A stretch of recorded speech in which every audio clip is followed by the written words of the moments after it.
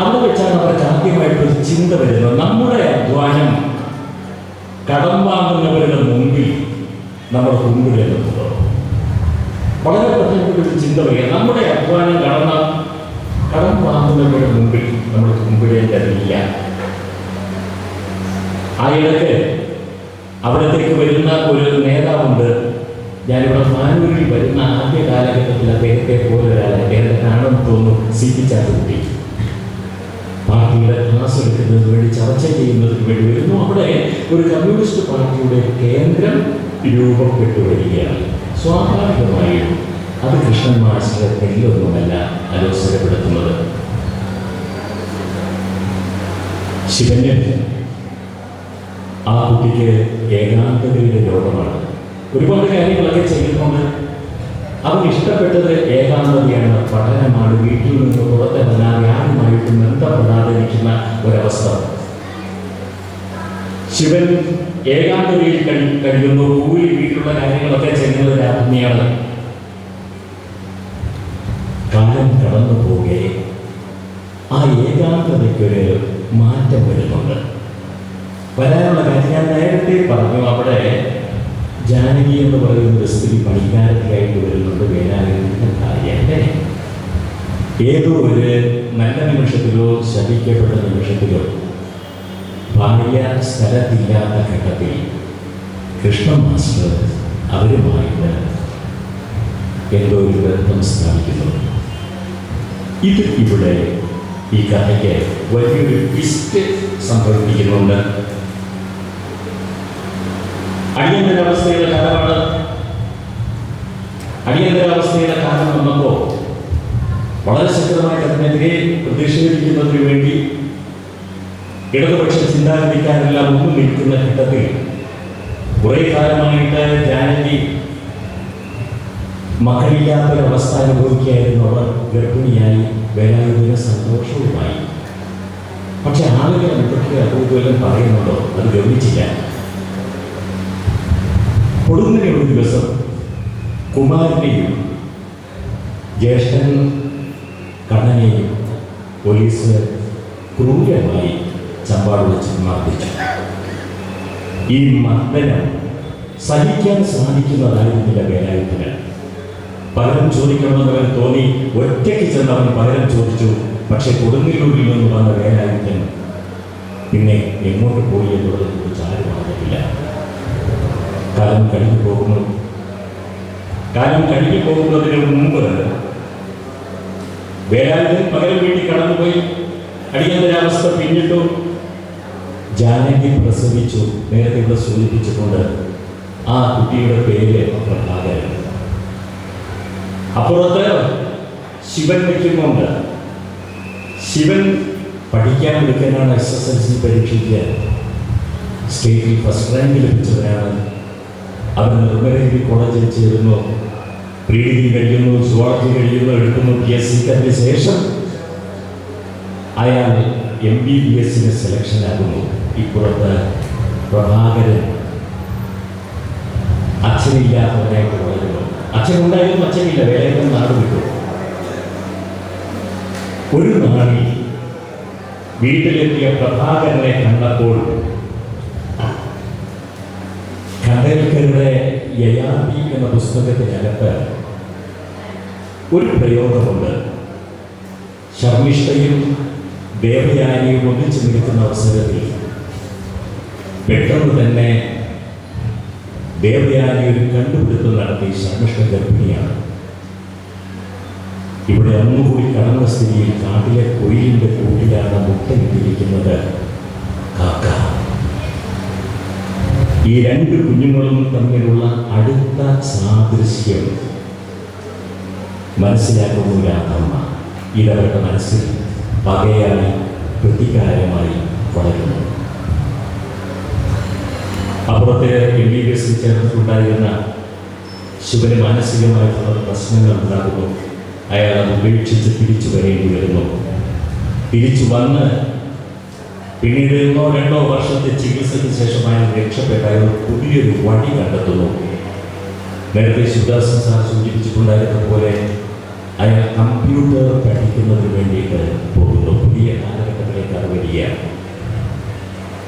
പുതിയ കാലഘട്ടം. മൈക്രോസോഫ്റ്റിൽ അയാൾക്ക് അമേരിക്കയിൽ ജോലി കിട്ടുന്നു. അതിനിടയിൽ അയാളുടെ വിവാഹം നടക്കുന്നു. ആ വിവാഹം ജോൽസ്മി എന്ന് പറയുന്ന പെൺകുട്ടിയുമായിട്ടാണ്. ഇതിനകം പ്രഭാകരൻ ബ്രണ്ണൻ കോളേജിലാണ് ചേർന്നിരിക്കുന്നത്. ചന്തു മാഷ് എന്ന് പറയുന്ന ഒരാൾ പാലൂർ വെസ്റ്റ് UP സ്കൂളിൽ ഉണ്ടായിരുന്ന ഈ കുട്ടിയെ സംരക്ഷകനായിട്ട് വരുന്നുണ്ട്. പലപ്പോഴും ആരും അറിയാതെ ചന്തു മാസ്റ്ററിലൂടെ അവരുടെ പഠനത്തിന് വേണ്ടിയുള്ള കാര്യങ്ങൾ ചെയ്തുകൊണ്ടിരിക്കുന്നു കൃഷ്ണ മാസ്റ്റർ. കുറ്റബോധമാണ് തുടർന്നങ്ങോട്ട്. മകളുടെ കല്യാണം കഴിഞ്ഞു. പ്രഭാകരൻ ഇപ്പോഴും വിദ്യാർത്ഥി നേതാവായിരിക്കുന്നതിനിടയിൽ സ്കൂളിൽ വെച്ച് അല്ലെങ്കിൽ കോളേജിൽ വെച്ച് ജ്യോത്സ്നയെ കാണുന്നുണ്ട്. അവർ നേരത്തെ കണ്ടിട്ടുണ്ട്, പരിചയപ്പെട്ടിട്ടുണ്ട്. ജ്യോത്സ്ന എന്നാണ് അമ്മാമൻ്റെ മകളുടെ പേര്. ശിവന്റെ ആ കുട്ടി പ്രതിഷ്ഠിത വധുവായിരുന്നു, ഇപ്പോഴും വധുവാണ്. കാലം പിന്നെയും പോകെ പ്രഭാകരൻ വക്കീലായിട്ട് തീരുന്നു. കൃഷ്ണ മാസ്റ്ററെ സംബന്ധിച്ചിടത്തോളം മനസ്താപമാണ്. അവനെ കാണണം, കണ്ട് ചില കാര്യങ്ങൾ പറഞ്ഞേൽപ്പിക്കാനുണ്ട്. ചന്തു മാസ്റ്ററിലൂടെ അത് നിർവഹിക്കാൻ വേണ്ടി അദ്ദേഹം ശ്രമിക്കുന്നു. തിരിച്ചു വരുന്നു.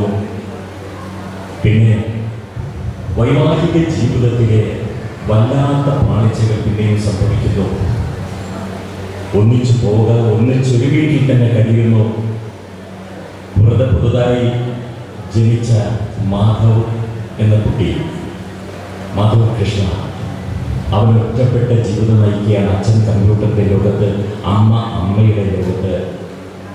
ഇവിടെ AI-യുടെ പുതിയ കാലഘട്ടത്തിൽ ഒരുപക്ഷെ 10-40 വർഷം കഴിയുമ്പോഴും നമ്മുടെ എല്ലാം ജീവിതത്തെ അപ്പടി മാറ്റിമറിക്കും AI എന്നാണ് പറയുന്നത്. എനിക്ക് പറഞ്ഞൊരു കാര്യം നമ്മുടെ എല്ലാം മനസ്സിലുണ്ട്. രംഗബോധമില്ലാത്ത കോമാളിയാണ് മരണം. നമ്മുടെ നാട്ടുകാരൻ ഊരാളക്കാരനായ പ്രേമൻ ഈ എഴുതിയ ഒരു പുസ്തകം, അതിൽ എനിക്ക് മനസ്സിലാക്കാൻ സാധിച്ചു.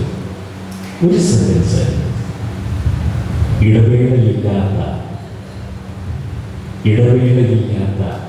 തുടർച്ചയായി നടക്കുന്ന നാടകമാണ് ജീവിതം. അതുപോലെ അനിരുദ്ധനിധി ആശയസമ്പുഷ്ടങ്ങളായ ഒരുപാട് വരികൾ എഴുതി വച്ചിട്ടുണ്ട്. ഈ വരികൾ എഴുതാൻ എപ്രകാരത്തിൽ അനിരുദ്ധന് സാധിക്കുന്നു എന്ന് വെച്ച് കഴിഞ്ഞാൽ ഉറപ്പാണ് അതിനുവേണ്ടിയുള്ള ഒരുപാട് കാര്യങ്ങൾ അവൻ നേരത്തെ തന്നെ ഒരു കൂട്ടി വെച്ചിട്ടുണ്ട്. ഈ ഒരു കൂട്ടൽ ഏറ്റവും കൂടുതൽ ഉണ്ടാവുക വായനയിലൂടെയാണ്. വായനയിലൂടെ തൻ്റെ പരിസരം, ചുറ്റുപാടുകൾ കാണുന്നതിലൂടെ, മറ്റുള്ളവരുടെ വികാരം മനസ്സിലാക്കുന്നതിലൂടെ, ആ വികാരത്തെ വ്യക്തമായിട്ട് പകർത്തി വയ്ക്കാനുള്ള അനിതരസാധാരണമായ സിദ്ധി കാലം എഴുത്തുകാരന് നൽകുന്നു. ഏറെ വയസ്സൊന്നുമായിട്ടില്ല അനിരുദ്ധന്, ആരംഭിച്ചിട്ടേ ഉള്ളൂ. കാലത്തെ ഉല്ലംഘിക്കുന്ന ചിന്താധാരയുമായിട്ട് ഏറെ കാര്യങ്ങൾ അനിരുദ്ധന് ഇനിയും എഴുതാൻ സാധിക്കട്ടെ എന്ന് ആത്മാർത്ഥമായി ആശിക്കുകയും പ്രാർത്ഥിക്കുന്നു.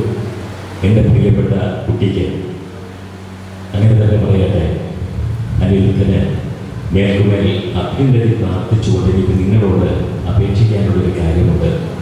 ഒരു പുസ്തകം പുറത്തിറങ്ങിയാൽ ഒരു എഴുത്തുകാരനെ സംബന്ധിച്ചിടത്തോളം അത് വായിക്കപ്പെടുക എന്നുള്ളത് വളരെ പ്രധാനപ്പെട്ട ഒരു കാര്യമാണ്. ഈ കഥയുടെ അവസാന ഭാഗത്തെ കാര്യങ്ങൾ ഞാൻ പറഞ്ഞിട്ടില്ല. അതിനുള്ള കാരണം, സിനിമയിൽ പണ്ട് നോട്ടീസൊക്കെ അടിക്കുന്ന അവസരത്തിൽ ശേഷം സ്ക്രീനിൽ എന്നില്ലേ, അപ്രതീക്ഷിതമായ ഒരു ട്വിസ്റ്റ് അനിരുദ്ധൻ പദങ്ങളിലൂടെ നിങ്ങൾക്കായി ഒരുക്കി വെച്ചിട്ടുണ്ട്. ആ ട്വിസ്റ്റ് ഞാൻ നിങ്ങളുടെ മുമ്പിൽ വെളിപ്പെടുത്തുന്നത് ശരിയല്ല എന്ന് ഉത്തമ ബോധ്യമുള്ളത് കൊണ്ട് എനിക്കെൻ്റെ പ്രിയപ്പെട്ടവരോട് അപേക്ഷിക്കാനുള്ള പ്രധാനപ്പെട്ട ഒരു കാര്യം, ഇന്ന് നിങ്ങൾ ഓരോരുത്തരും പോകുന്ന അവസരത്തിൽ നിങ്ങളുടെ ഒന്നിച്ച് നിങ്ങളുടെ കയ്യിൽ ഒരു പുസ്തകം ഉണ്ടാകണം, വാങ്ങിക്കണം. ഒരു എഴുത്തുകാരനെ സംബന്ധിച്ചിടത്തോളം തുടർന്ന് എഴുതുവാൻ, പ്രിയപ്പെട്ട അനിയൊക്കെ നല്ല എഴുത്തുകാരനാണ്. ഒരു ശശി എൻ്റെ മുമ്പിൽ തന്നെ ഇരിക്കുന്നു, ശശീന്ദ്രൻ പാണ്ഡ്യൻ. രാജമാഷ് നേരത്തെ ഇവിടെ ഉണ്ടായിരുന്നു. പാനൂരിൻ്റെ അഭിമാനം എന്ന് പറയാൻ സാധിക്കുന്ന രാജമാസ്റ്റർ കാലത്തായി എത്ര പേർ ഇവിടെ, ജയപ്രകാശ് എന്ന് പറയുന്ന എൻ്റെ ഒരു മറ്റൊരു ശിഷ്യൻ ഇവിടെ കണ്ണമ്പള്ളിക്കാരൻ ഇവിടെ പാനൂരിയുണ്ട്. എഴുതാൻ കഴിയുന്ന ഒരുപാട് പേർ ചുറ്റും നമ്മൾ കാണുകയാണ്. അതിനോടൊപ്പം തന്നെ അനിരുദ്ധൻ ചെയ്തു വെച്ചിരിക്കുന്ന കാര്യം വരും കാലത്തേക്കുള്ള കാര്യങ്ങൾ പ്രകാരത്തിൽ ചിട്ടപ്പെട്ടു. ഇനിയുള്ള ആ കാലം അതാണ്. ഇനിയുള്ള കാലം അതാണ്. ഞാനും നിങ്ങളുമൊക്കെ പെട്ടെന്ന് കാലഘട്ടപ്പെട്ടു പോകും. പെട്ടെന്ന് അത്രയും ഫാസ്റ്റായിട്ടാണ് കാര്യങ്ങൾ മുന്നോട്ട് പോകുന്നത്. AI സംസ്കാരത്തിലേക്ക് നമ്മൾ കടന്നു വരുന്ന അവസരത്തിലാണ് കൂടുതൽ കാര്യങ്ങൾ നമ്മൾ ബോധ്യമാവുക.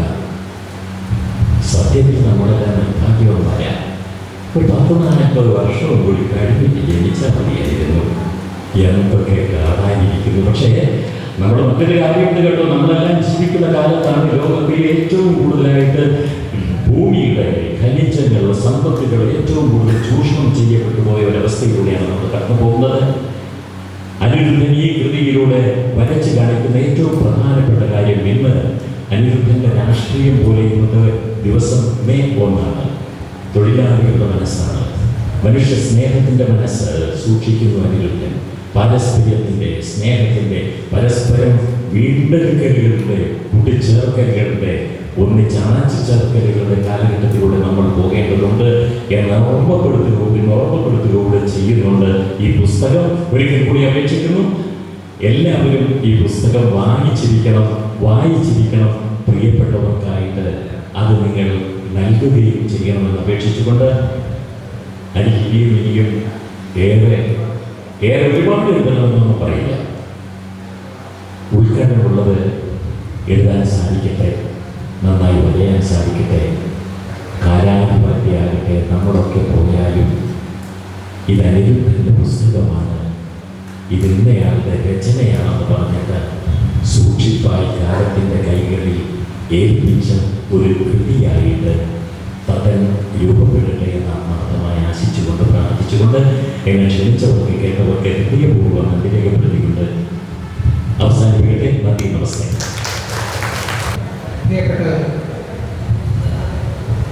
നേരത്തെ ഡോക്ടർ PK അനിൽകുമാർ പറഞ്ഞതുപോലെ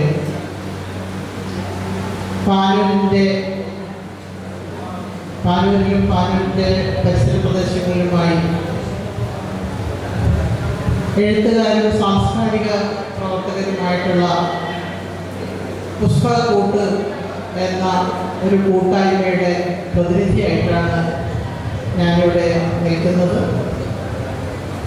ഏറെ അഭിമാനമുണ്ട് ഇങ്ങനെയൊരു ധന്യമായ മുഹൂർത്തത്തിന് സാക്ഷ്യം വഹിക്കുക. നിങ്ങളെപ്പോലെ തന്നെ പുസ്തകം ഞാനും വായിച്ചിട്ടില്ല. ഇപ്പോൾ ശിവദാസ് MP-യും പുസ്തക പരിചയം നടത്തിയിട്ടുള്ള യതീന്ദ്ര മാഷും മനോഹരൻ ഒക്കെ പറഞ്ഞതിലൂടെ നിങ്ങളെപ്പോലെ പുസ്തകം ഞാൻ പരിചയപ്പെടുകയാണ്. അനിരുദ്ധ മാഷിൻ്റെ ചിത്രപ്രദർശനം കതിരൂർ ആർട്ട് ഗാലറിയിൽ വെച്ചിട്ട് കാണാനിടയായിരുന്നു. അത് മറ്റുള്ള ചിത്രപ്രദർശനങ്ങൾക്ക് വ്യത്യസ്തമായി എന്തൊക്കെയോ പ്രത്യേകതകൾ ആ ചിത്രപ്രദർശനത്തിൽ കാണാൻ കഴിഞ്ഞിട്ടുണ്ട്. സാധാരണ കാണുന്ന ചിത്രപ്രദർശനങ്ങൾ, എൻ്റെ ഏട്ടനൊരു ചിത്രകാരനാണ്, അതുകൊണ്ട് തന്നെ ചിത്രപ്രദർശനങ്ങൾ ഞാൻ മിക്കതും കാണാൻ ശ്രമിക്കാറുണ്ട്. സാധാരണ കാണുന്ന ചിത്രപ്രദർശനങ്ങളിലൊക്കെ വെള്ളക്കളറുകൾ ഉപയോഗിച്ചുള്ള ചിത്രങ്ങളായിരുന്നു കണ്ടുകൊണ്ടിരുന്നത്. പക്ഷെ അനിരുദ്ധ മാഷിൻ്റെ ചിത്രപ്രദർശനം കാണാൻ പോയപ്പോൾ അതിൽ കടുത്ത വർണ്ണങ്ങളാണ് കാണപ്പെട്ടത്. നല്ല ചുവപ്പും ഓറഞ്ചും ഒക്കെയുള്ള നമ്മുടെ തെയ്യങ്ങളെയൊക്കെ കാണുന്നത് പോലെയുള്ള മിക്കതും സെൽഫ് പോർട്രേറ്റാണ്. പല രീതിയിൽ നമുക്ക് നോക്കിക്കാണാൻ പറ്റുന്ന അനിരുദ്ധ മാഷിൻ്റെ പല മുഖങ്ങളാണ് ആ ചിത്രപ്രദർശനത്തിൽ കാണാൻ കഴിഞ്ഞിട്ടുള്ളത്. സാധാരണയിൽ നിന്ന് വിഭിന്നമായ ചിത്രപ്രദർശന അനുഭവമായിരുന്നു. മാഷെ കുറെ കാലം മുന്നേ അറിയാം, പക്ഷേ കാണുമ്പോൾ അപ്പിയറൻസും വളരെ മിതമായ സംസാരമൊക്കെ ആയതുകൊണ്ട് തന്നെ അടുക്കാൻ കുറച്ച് പേടിയായിരുന്നു. ആള് കുറച്ച് റഫ് ആൻഡ് ടഫാണെന്നാണ് ഞാൻ അടുത്ത കാലം വരെ വിചാരിച്ചോളൂ. മാഷിൻ്റെ 8 കവിതകൾ 2 വർഷം മുന്നേ ഈ സുമംഗലി ഓഡിറ്റോറിയത്തിൽ വെച്ച് പ്രകാശനം ചെയ്ത 8ന്റെ കവിതകൾ വായിച്ചു. ഒരു പ്രാവശ്യം വായിക്കുമ്പോൾ നമുക്കതൊന്നും മനസ്സിലാവില്ല. 2-3 പ്രാവശ്യം വായിക്കുമ്പോഴാണ് നമ്മുടെ പല ചിന്തകളും നമ്മുടെ പല അനുഭവങ്ങളും അതിലൂടെ നമ്മുടെ അനുഭവങ്ങളായി മാറുന്നതായിട്ട് നമുക്ക് കാണാൻ പറ്റുന്നത്. അപ്പോഴാണ് അദ്ദേഹം കുറച്ച് അലിവുള്ള മനുഷ്യനാണ് എന്ന് മനസ്സിലാക്കി തുടങ്ങിയത്.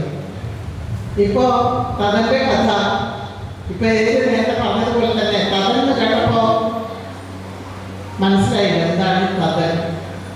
അവിടെ ഒരു സർപ്രൈസാണ്. ആരാണെങ്കിലും ചോദിക്കും എന്താണ് ഈ തതൻ. ഞാൻ മാഷിന് ചോദിച്ചു എന്താണ് തതൻ.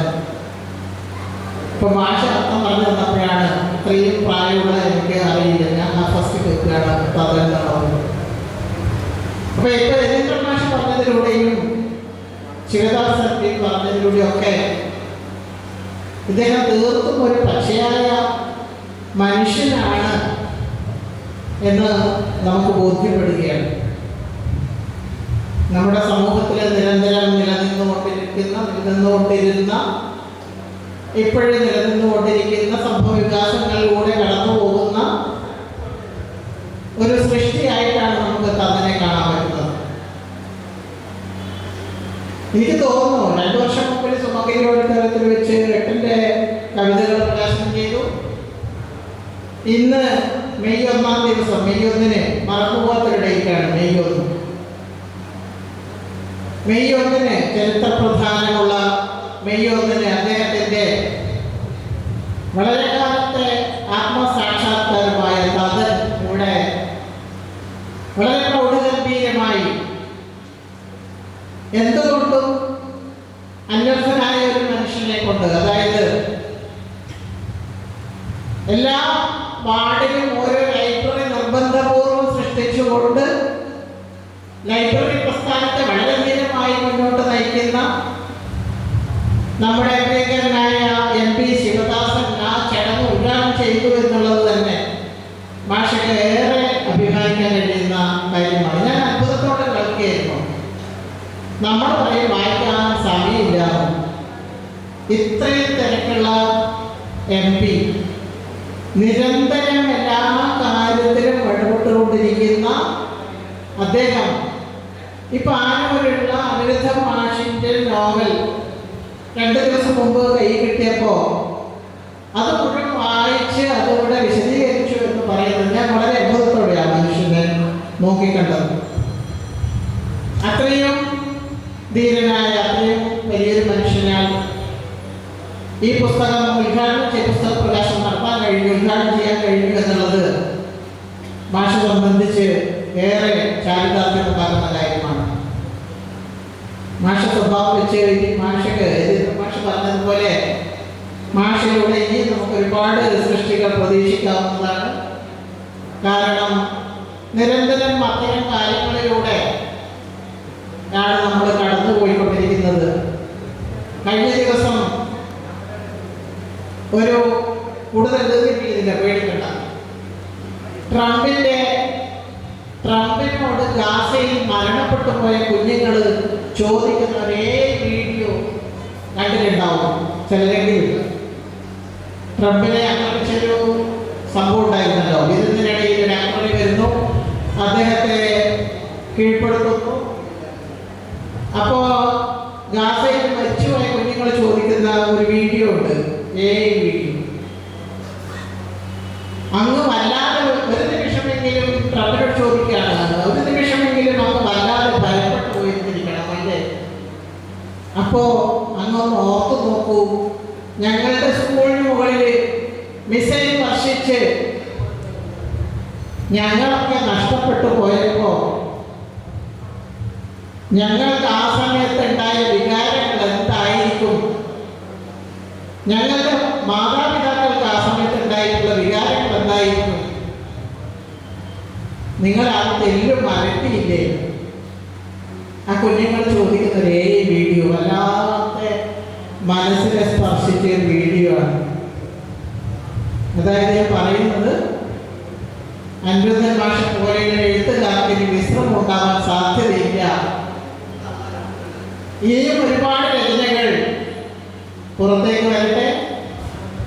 ഇനിയും ഇതുപോലെയുള്ള ചടങ്ങുകൾ ഒരുപാട് സംഘടിപ്പിക്കാൻ അനിരുദ്ധൻ ഭാഷയ്ക്ക് കഴിയട്ടെ. പുസ്തകക്കൂട്ടിൻ്റെ ഓരോരുത്തരുടെ പേരിലും ശ്രീദേവിൻ്റെ ഭാഷയിൽ അഭിനന്ദനങ്ങളും ആശംസകളും അറിയിച്ചുകൊണ്ട് നിർത്തുന്നു. തീർച്ചയായിട്ടും വലിയ സന്തോഷമുണ്ട് മാഷിൻ്റെ ഈ ഒരു പുസ്തകപ്രകാശന ചടങ്ങിൽ പങ്കെടുക്കാൻ സാധിച്ചത്, നിങ്ങളെല്ലാവരെയും കാണാൻ സാധിച്ചത്. ഞാൻ കോഴിക്കോട് സ്വദേശിയാണ്. 16 വർഷമായി കണ്ണൂരിൽ കലാസംവിധാന രംഗത്ത് ചെറിയ ചെറിയ സിനിമകളെല്ലാം ചെയ്തു വരുന്ന സമയത്താണ്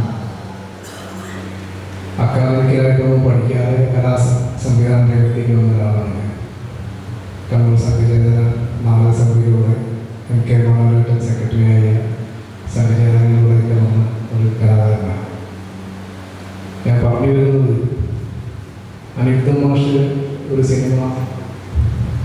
സിനിമയിൽ കലാസംവിധാനം ചെയ്യുന്നു. വളരെ സന്തോഷത്തോടുകൂടി അദ്ദേഹത്തിൻ്റെ അസിസ്റ്റൻ്റായി എനിക്ക് ജോലി ചെയ്യാൻ വലിയൊരു ഭാഗ്യം ഉണ്ടായിട്ടുണ്ട്. കാരണം മറ്റൊന്നുമല്ല, മാഷെ ഞാൻ നേരത്തെ അറിയും. അദ്ദേഹത്തോടൊപ്പം ജോലി ചെയ്യാൻ വേണ്ടി ഒരുപാട് ആഗ്രഹിച്ചിരുന്ന ഒരാളായിരുന്നു.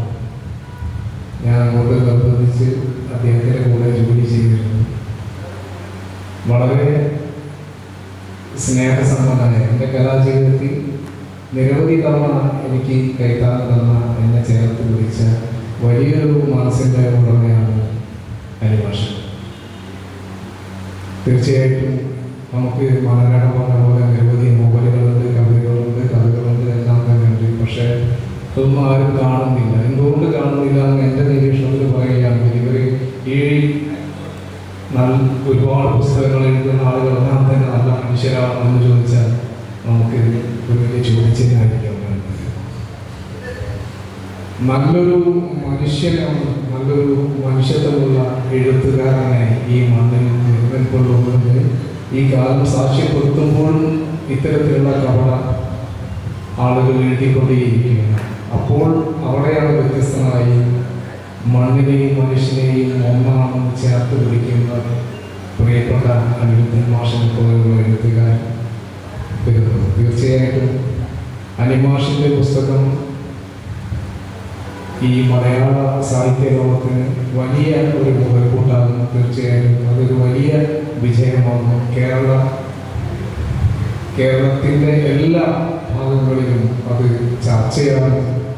അത് ഈ കേരളത്തിൻ്റെ ലോകത്തുള്ള എല്ലാ മലയാളികളും അത് ഏറ്റെടുക്കും. ആ പുസ്തകം വലിയ വിജയമാകും എന്ന് മാത്രം പറഞ്ഞുകൊണ്ട് വിജയിക്കട്ടെ, വലിയ വലിയ ഉയരങ്ങൾ കീഴടക്കട്ടെ, ഇനിയും ഒരുപാട് പുസ്തകങ്ങൾ എഴുതട്ടെ എന്ന് ആത്മാർത്ഥമായി ആഗ്രഹിക്കുന്നു, ആശംസിക്കുന്നു. നന്ദി, നമസ്കാരം.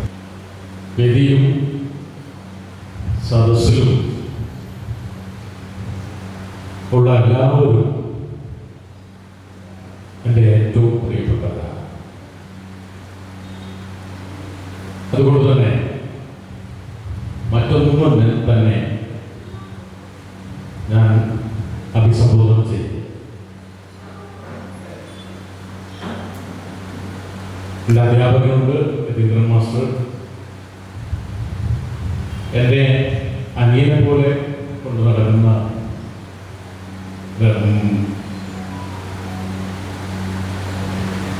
മനോരമുണ്ട്. വേദിയിൽ സുഹൃത്തിനെ പോലെ ഉള്ള ആളുകൾക്ക്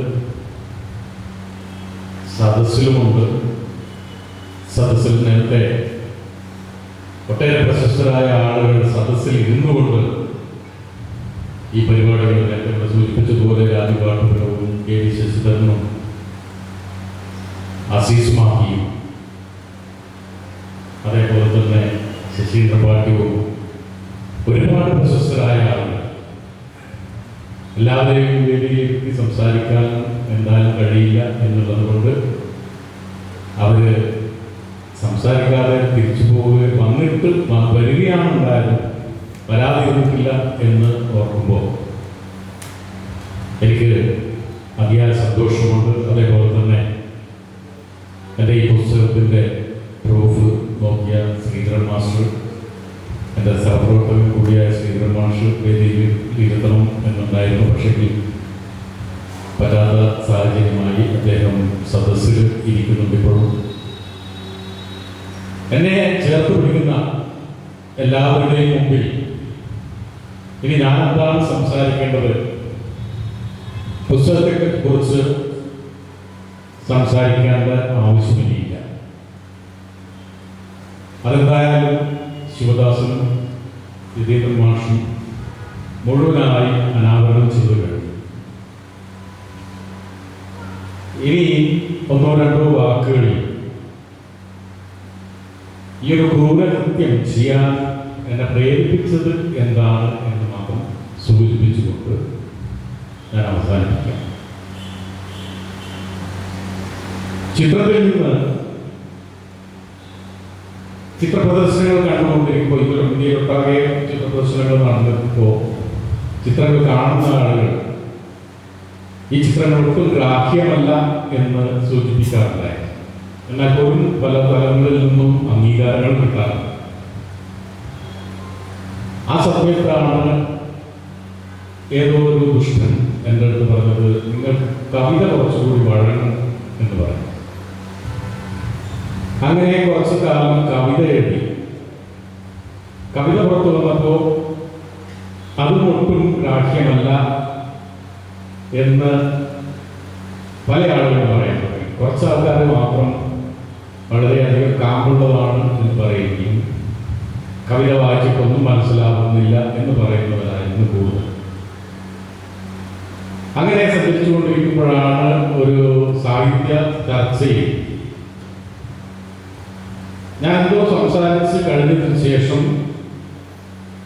കാണിയായിട്ടിരിക്കുന്ന ഒരു പ്രേക്ഷകൻ എൻ്റെ അടുത്ത് പറഞ്ഞു, എന്തായാലും നിങ്ങൾ ചിത്രരചനയിലും കവിതയും ഒരുപാട് മുന്നോട്ട് പോയിട്ടുള്ള ആളായതുകൊണ്ട് തീർച്ചയായും നിങ്ങൾക്ക് ഒരു നോവൽ എഴുതാൻ പറ്റും, അതിലേക്ക് ശ്രദ്ധ കേന്ദ്രീകരിക്കണം.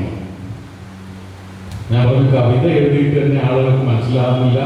അത് മാത്രമല്ല, നേരത്തെ ടീച്ചറൂടെ സൂചിപ്പിച്ചതുപോലെ അധികം സംസാരിക്കാൻ, പരത്തി പറയാൻ ഇഷ്ടപ്പെടാത്ത ഒരാളാണ്. പരത്തി പറയും, സൂക്ഷ്മമായി ജനങ്ങളോട് വളരെ വിസ്താരത്തിൽ പറയുന്ന കാര്യങ്ങൾ കാണിക്കുക എന്നുള്ളതാണ് നോവലിൻ്റെ ധർമ്മം എന്നാണ് ഞാൻ വിചാരിക്കുന്നത്. പല നോവൽ വായിച്ചപ്പോഴും അങ്ങനെയാണ് ബോധ്യപ്പെടുന്നത്. അപ്പം എനിക്ക് വഴങ്ങില്ല എന്ന് തീർച്ചയായിട്ടുണ്ടായി. എന്നാൽ പോലും ഞാനത് പറ്റില്ല എന്ന് പറഞ്ഞപ്പോൾ അവർ പറഞ്ഞു, നിങ്ങൾ ചിന്തിക്കുന്ന പോലെയുള്ള നോവലുകളല്ല, ഇതുവരെ വന്നിട്ടുള്ള നോവലുകൾ പോലെ പരത്തി പറയാതെ വളരെ കുറച്ച് മാത്രം പറഞ്ഞുകൊണ്ട് ബാക്കി കാര്യങ്ങൾ വായനക്കാർക്ക് വിട്ടുകൊടുത്തുകൊണ്ട് എഴുതാൻ നിങ്ങൾക്ക് പറ്റും എന്ന് തർക്കിച്ചു. അവിടെയാണ് ഞാൻ ചിന്തിക്കുന്നത്, എന്തുകൊണ്ട് അങ്ങനെ ആയിക്കൂടെ? വായനയുടെ ദൗത്യം തന്നെ വായനക്കാരിൽ ഭാവനയും ചിന്തയും വർദ്ധിപ്പിക്കുക എന്നുള്ളതാണ്. ഏതോ ഒരു നോവലിൽ ഞാൻ വായിച്ചിട്ടുണ്ട്, പുഴക്കരയിലിരുന്ന് അയാൾ ബീഡി കൊളുത്തിയ തീപ്പെട്ടിക്കമ്പ് കിടത്താതെ പുഴയിലേക്ക് വലിച്ചെറിഞ്ഞു. ഷൂ എന്ന ശബ്ദത്തോടെ അത് കെട്ടടങ്ങി. ഇത്തരത്തിൽ നോവൽ വായിക്കുമ്പോൾ ആ നോവൽ എന്താണ് മനുഷ്യൻ ചിന്തിക്കാനുള്ളത്, അല്ലെങ്കിൽ എന്താണ് അയാൾക്ക് ഭാവനയിൽ കാണാനുള്ളത്, ഒരു സിനിമ കാണുന്നത് പോലെ മുന്നിൽ കാണിച്ചു കൊടുക്കുന്നതിന് പകരമായി എനിക്കെന്തെങ്കിലും ചെയ്യോ പറ്റുമോ എന്നുള്ള ചിന്തയാണ് ഈ നോവലിലേക്ക് എത്തിച്ചത്. ഇതിനേക്കാൾ മുമ്പേ ഒരു 2-3 അധ്യായം എഴുതിയ മറ്റൊരു നോവൽ ഉണ്ടായിരുന്നു. പക്ഷെ അത് ആ സമയമായില്ല എന്നുള്ളത് കൊണ്ട് ഇതിലേക്ക് ചുവട് മാറ്റുകയാണ്. യതീന്ദ്ര മാഷോട് സൂചിപ്പിച്ചു, ഒരു 10-40 വർഷത്തിന് ശേഷം ജനിക്കുന്നതായിരുന്നു ബാഹ്യം.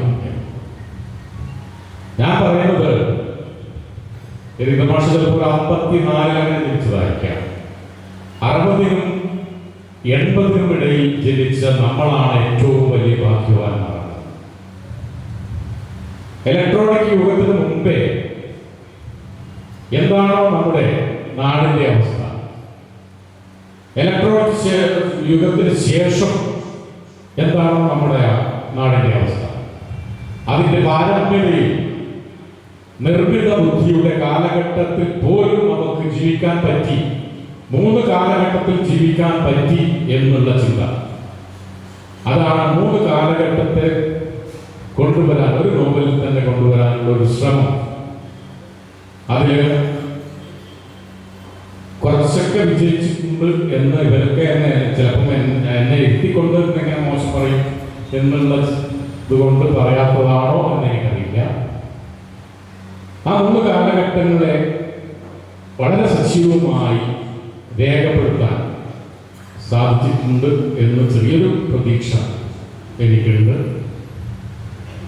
ആദ്യത്തെ കാലഘട്ടത്തിൽ നമുക്കൊക്കെ അറിയാം, ഒരു ബാങ്കിൽ പോയി ക്യൂ നിന്ന് കാശ് തിരിച്ചു വാങ്ങിക്കുന്നത്, ഒരു ടെലഗ്രാം, ഒരു ഫോൺ ചെയ്യണമെന്നുണ്ടെങ്കിൽ ടെലഗ്രാം ഓഫീസിൽ പോയി ക്യൂ നിന്ന് അവിടെ നിന്ന് STD വിളിക്കേണ്ട ഒരവസ്ഥ, ഇതൊക്കെ ജീവിതത്തിൽ അനുഭവിച്ചതാണ്.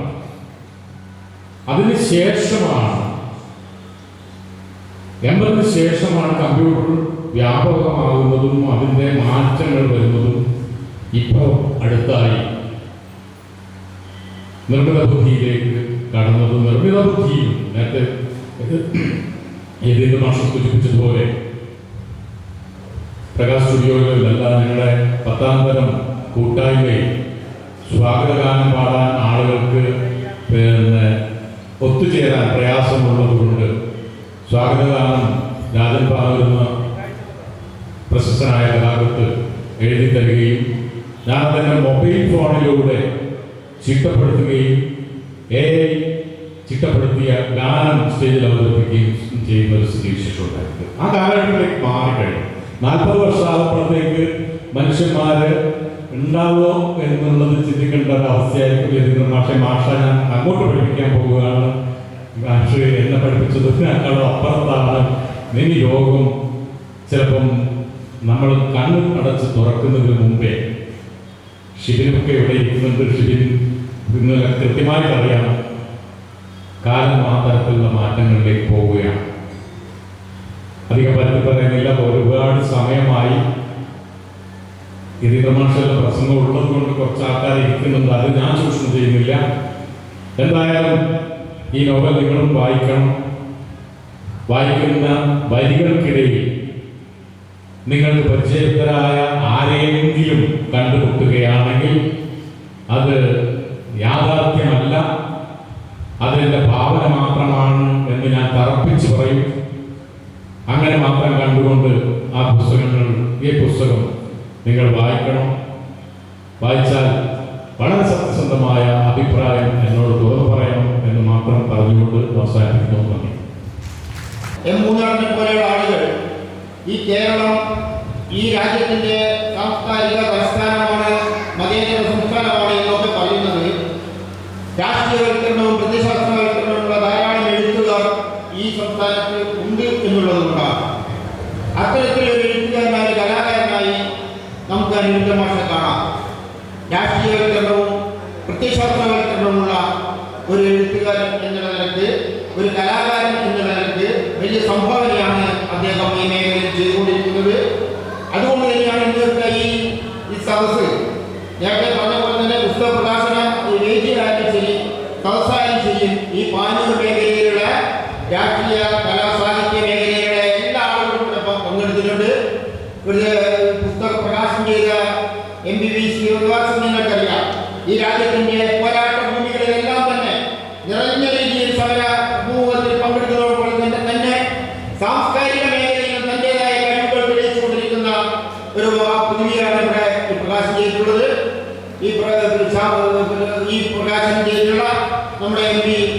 ഈ ശുതാവസ്ഥയടക്കം ഈ പരിപാടിയിൽ പങ്കെടുത്ത എല്ലാ ആളുകൾക്കും, വേദിയിൽ സദസ്സുള്ള എല്ലാ ആളുകൾക്കും ഒറ്റ വാക്കിൽ നന്ദി പറയുന്നു.